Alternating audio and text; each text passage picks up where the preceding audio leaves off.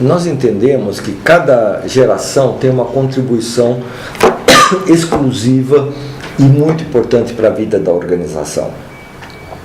O que acontece é que as posições de poder e autoridade, em geral, são ocupadas por pessoas da geração Baby Boomer ou geração X. Né? Os entrantes estão na geração Y. Né?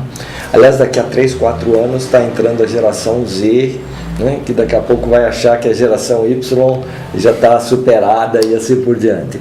Mas o que eu quero dizer é o seguinte, ainda acho que são poucas as organizações que têm, digamos, um esquema, processos de trabalho assim por diante, para lidar com essas expectativas que são tão diferentes entre as diversas gerações. Eu diria que Baby Boomer e geração X, num certo aspecto, tem uma série de aspectos comuns, né? A geração X é meio uma geração de transição, mas a geração Y vivenciou quebra de contrato psicológico dos pais, do vizinho, do tio e assim por diante, né? A geração Y muitas vezes é acusada de não ter lealdade e comprometimento com a organização, e que em certo ponto é verdade, né? Mas e o reverso, a organização tem comprometimento com essas pessoas? E aí a gente vai ver que não tem, entende? Então, o dar e receber tem que estar equilibrados, né, dentro de uma relação de trabalho. Que, aliás, é um outro ponto que a gente explora. Marcelo, acho que você é especialista nisso. Obrigado. Esse é um ponto que nós colocamos, né, em todas as pesquisas, já de muitos anos para cá, nós temos colocado 2 perguntas objetivas, né, dizendo que é sempre na autopercepção, né, na percepção do colaborador. Pedimos que ele dê uma nota para tudo que ele dá para a organização, toda a sua contribuição, toda a sua competência, ou vestir a camisa. Então, uma nota para a dedicação dele. E nós colocamos também, né, uma segunda pergunta pedindo que ele mensure quanto ele percebe que ele recebe dessa organização. E não só a parte monetária, né? Sem dúvida nenhuma a parte monetária é uma variável importante nessa equação, mas toda a parte não monetária também.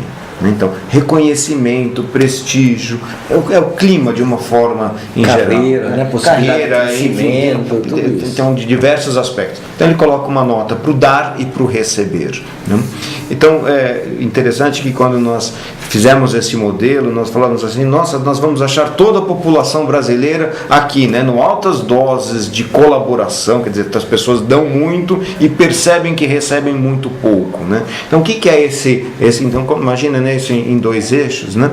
Então esse quadrante é um quadrante de injustiça, um quadrante de exploração, onde as pessoas é obrigada a dar muito, né? E por outro lado ela percebe que ela não é paga à altura.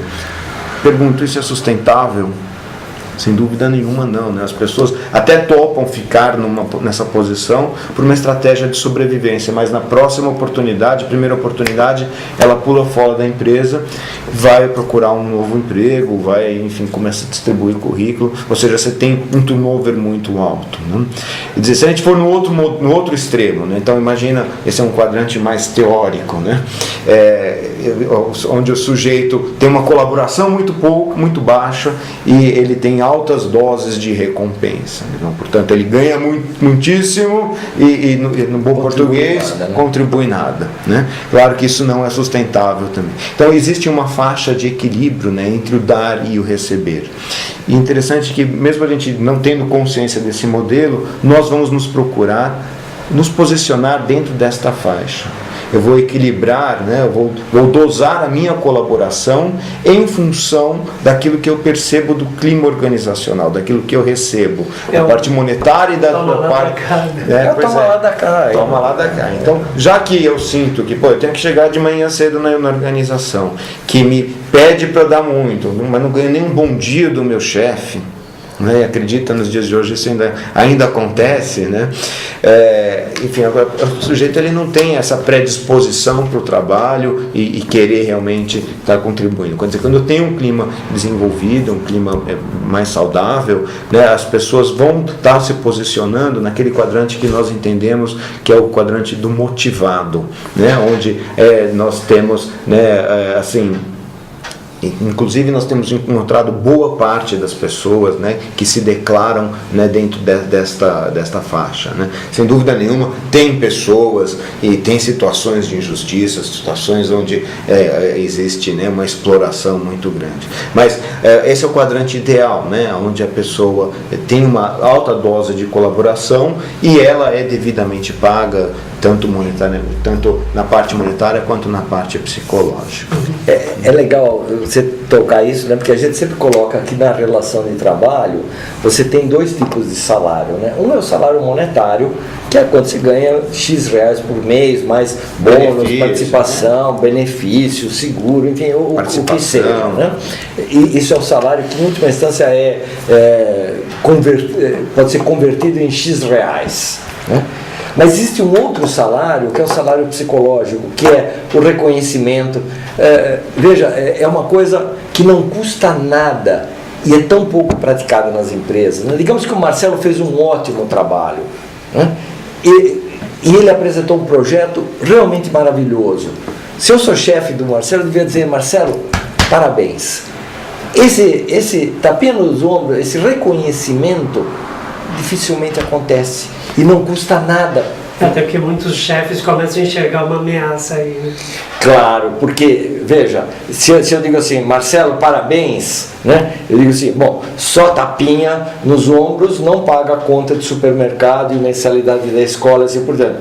Daqui a pouco o Marcelo vai pedir aumento salarial para mim, tá? Então eu não vou elogiar por via das dúvidas, né? Tem chefe que pensa o seguinte: não, ele já ganha um bom salário, se ele fez um bom projeto não é mais do que obrigação dele.